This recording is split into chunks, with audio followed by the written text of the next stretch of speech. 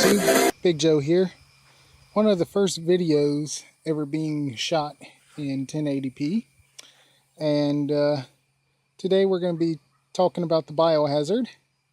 I wanted to show you the transmission mount I made.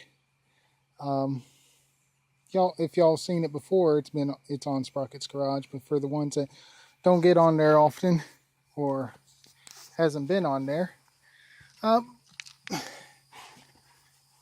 this thing had the original brackets back here, and then one that came down and it had broke. So I made one to attach like that, and then it broke also. So I made this one. As you can see, this bar here goes underneath, and then it is attached to this, and then attached to the other side of the transmission for support. Go to the front. And as you can see, there's a bar that comes up that cradles the bottom of the transmission that keeps it from being pushed down. And that keeps everything in line up there. So, but when I took this thing for a test drive, it's not that it didn't do well, because it did do like it was supposed to. It drove excellent. But when I was bringing it back to the shed, the left front wheel locked up. So I'm going to jack it up and try to get the wheel off and see what the problem is.